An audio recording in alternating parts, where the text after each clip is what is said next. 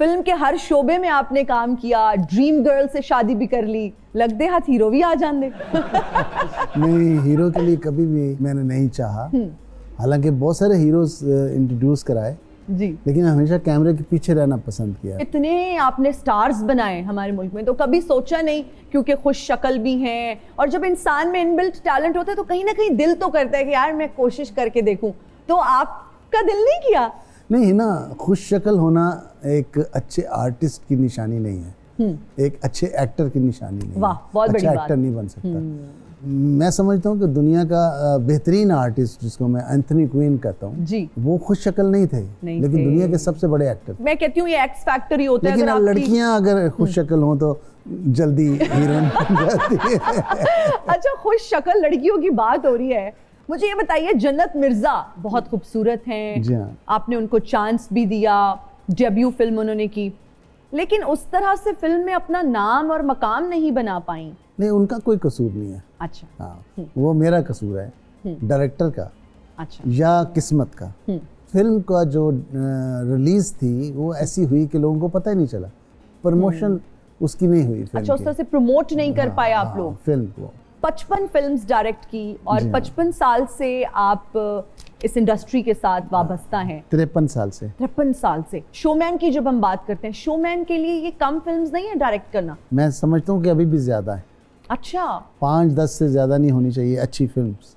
फिल्मों की जो बहुतात है वो आपको बड़ा नहीं साबित करती, अच्छा काम आपको बड़ा साबित करती है, वो चाहे वो 4 फिल्म्स में हो या 5 फिल्म्स में हो। अच्छा, कौन सी फिल्म्स ऐसी हैं जो दिल के बहुत करीब हैं? अभी वो बनानी है। Really? अब अगर मैं ये कहूँ कि मैंने बना ली है तो फिर आगे तो नहीं बनानी चाहिए।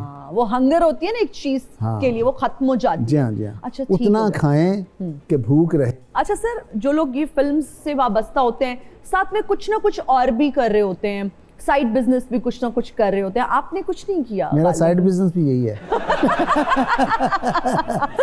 मेन बिजनेस भी यही है और साइड बिजनेस भी यही है। फिल्म्स ही है। ठीक है। अच्छा सर, रेशम जी का मैंने एक पॉडकास्ट देखा, उसके बाद वो मेरे शो में भी आई, उनसे गुफ्तगू हुई, तो मैंने ये सवाल किया कि आपने कहा कि सैयद नूर साहब मेरी तबाही का बायस है। मैंने ये सवाल इस तरह किया तो उन्होंने कहा कि नहीं, उन्होंने क्लैरिफाई किया कि मुझे गिला था, गिला होता है अपनों से और मैं उनकी बहुत रिस्पेक्ट करती हूँ, लेकिन ऐसा कुछ नहीं है।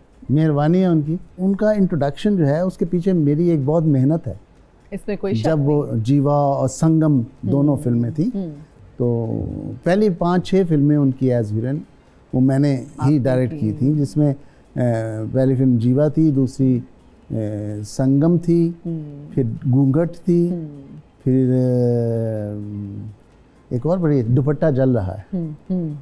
फिर जो है पॉपुलर हो गई वो, जमानत बन गई, लोग उनको कास्ट करने लगे, बहुत सारे लोगों ने कास्ट किया और ये उनकी कामयाबी थी। फिर वो, मैं चूँकि कम काम करता था, वो ज़्यादा कर रही थी, तो इस तरह कुछ दूरियां बढ़ गई। और लेकिन मुझे जब भी उनकी ज़रूरत पड़ी मैंने बुलाया, और अब भी मैं बुलाऊंगा जब ज़रूरत। आप ज़रूर बुलाइएगा। इनफैक्ट उन्होंने कहा कि मेरे 2 उस्ताद हैं, अयूब खावर साहब और सैयद नूर साहब। उनका ये कहना था कि जी मयारी काम जो था, जो अच्छा काम था, वो सैयद नूर साहब ही कर रहे थे, और मेरी ये ख्वाहिश थी कि मैं सैयद नूर साहब के साथ काम करूं, लेकिन अनफॉर्चुनेटली प्रेफरेंसेस होती हैं, बदल जाती हैं। आप साइमा जी से मोहब्बत भी करते थे और आपने फिर उनके साथ ज़्यादा काम करना शुरू कर दिया, और रेशम जी के साथ उस तरह से काम नहीं किया। नहीं, ऐसी कोई बात नहीं है। देखें, रेशम को ये सोचना चाहिए कि रेशम जिस फिल्म की हीरोइन थी, साइमा जी उसमें सेकंड रोल में थी। दुपट्टा जल रहा है में वो सेकंड रोल में थी।